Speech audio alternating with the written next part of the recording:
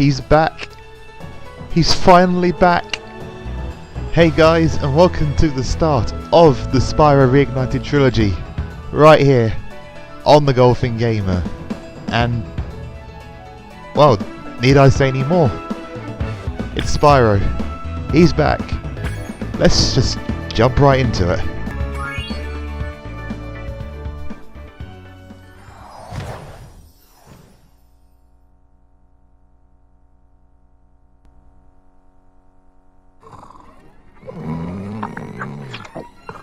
Okay, rolling. It's been peaceful here in the 5 worlds, or is it 6?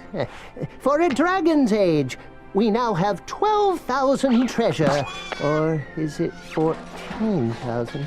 What about this Ganasty Ganok character? Now, I understand he's found a magic spell to turn gems into warriors for his cause. I'll take that question. Nasty Nork is a simple creature. Simple? He has been contained in a remote world and is no threat to the Dragon Kingdom. No threat? Besides, he is ugly. Ugly? That does it!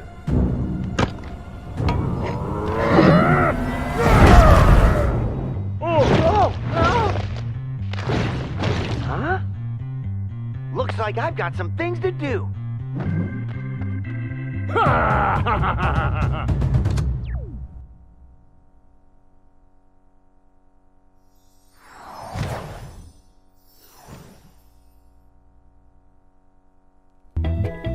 Okay, so I'll quickly get familiar with the controls here, just remind myself what they are.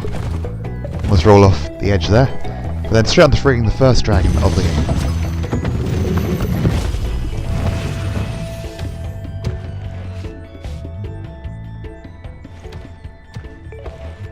Thank you for releasing me, Spyro. Free 10 dragons in the artisan world, then find the balloonist. He'll transport you to the next world. What about Nasty Nork? I'm going after him. Find dragons first. That's all I can tell you. And what can you say, really? I mean, the game just looks amazing. Graphics, incredible. Voice acting, so much better. And every dragon now in the game has its own character. That's so much of an upgrade from the original game. Not to say the original game was bad, because I love that game. One of the first games I ever owned, and always will have a special place in my heart as a result of that. But this, yeah, it just looks so amazing. How they recreated it from scratch and everything. Where's Nasty Nork? I'll torch him. Keep your horns on, Spyro. You have much to learn first. Do you know what the dragonfly following you is doing? His name is Sparks, and he's helping and protecting you. Keep an eye on him and see what I mean. Just all that added detail and the extra animation in there, it's just brilliant. And apologies for that notification, obviously I couldn't make it go away. But yeah, I do play Rocket League, from time to time I do get these invites from people who think I'm good at the game, but I'm not. Anyway, yes, back to Spyro the Dragon, because that is what we're playing today. And yeah, I've said this already a few times already, but it just looks glorious. So I'm going to move on to what we're doing today. So as you can see already, we're collecting some of the stuff in the Artisan Homeworld. And then we're going to be going into Stone Hill and clearing that out. Each of these episodes or parts, how you choose to look at it, is it's going to focus on one level in particular, and with additional stuff being picked up like I am doing right now. So it's still going to be 100% walkthrough of sorts, but also we're going to be looking at the game itself and seeing what's changed, where Toys Bob went the extra mile on things. So now the extra couple of months as well. You kind of want to and kind of do expect that, but yeah, they've done it by the looks of it. Quite long loading screens though. Well, still short of Enter the Dragonfly at least. Nothing will ever be as bad as that. I mean, I think the developers of that, their heart was in the right place, and they did try their best, but they were, to keep forgetting, they were rushed to a Christmas deadline 2002, so that's why the game didn't look as good as it could have done. But yeah, sorry, I'm talking about Into the Dragonfly now. Spyro, yes, we're in Stonehill now, and again, everything's just exactly where it was in the original game.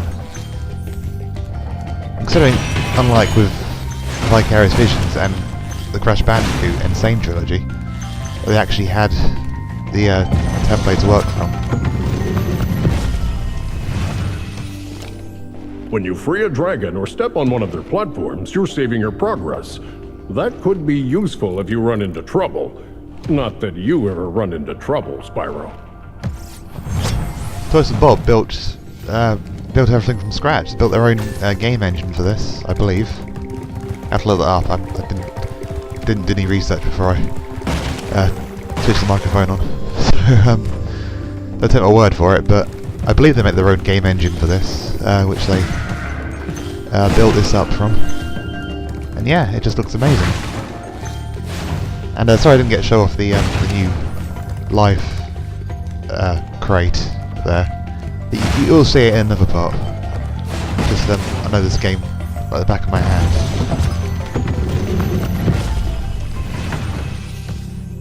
After you've freed all the dragons, pass through this fancy vortex thingamajigger. It'll take you back to the artisan home. But first, let me tell you a story. No thanks. See ya! So I kind of just got on with it in places. Like here, I just drop over the edge because I know that the key to the chest we haven't seen yet is down here. And not only is this like, 20 years since Spyro the Dragon originally came out, the original game came out, but it's coming up to 2 years since I first started this YouTube channel, and this was the first game I played. Original version, obviously.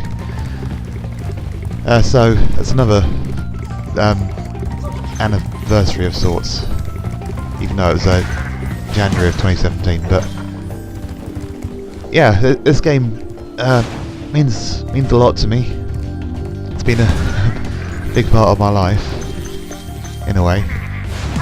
So I'm so happy to see it get its reboot. Is that the word for it?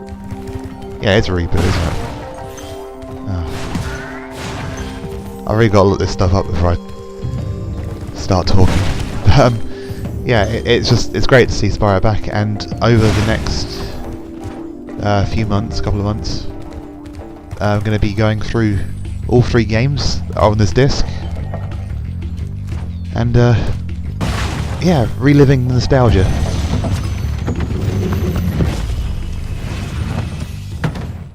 Spyro, my friend, how about a hint on gliding? You bet!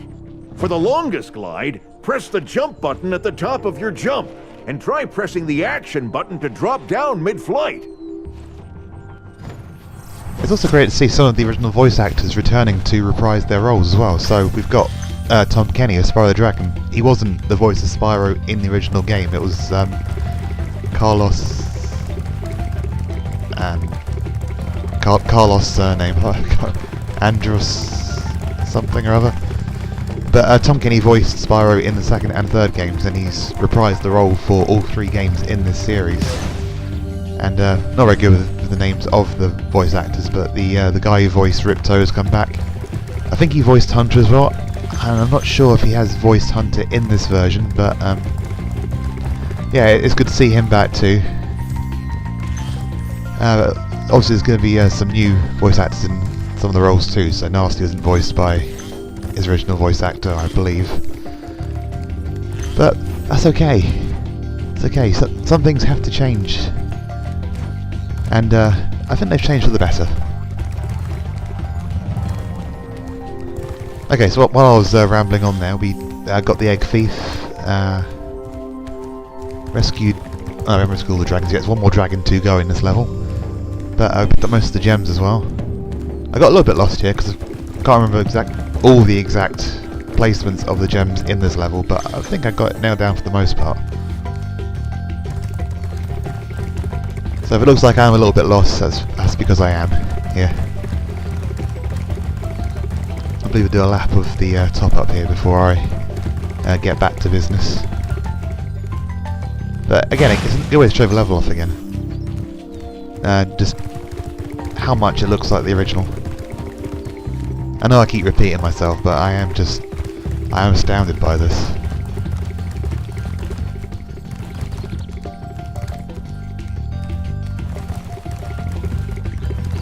I guess at this point I realised, well, I knew where I had to go, but I wasn't sure if I picked up everything from everywhere else, so I now head back to the beginning of the level and now jump down the well because I have the key for the chest, which is just to the right here. Yep. There you go, final 10 gems are in there, and the final dragon is here.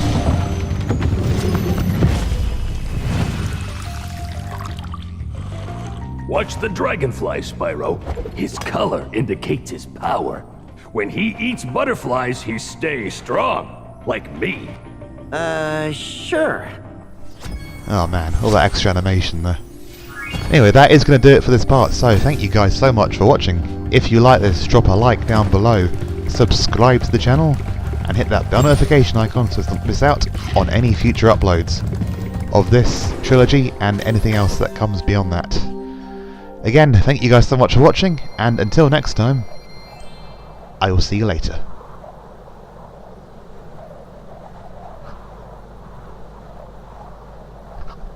I'm going to start that a bit too soon, but yeah, the end's just coming up here.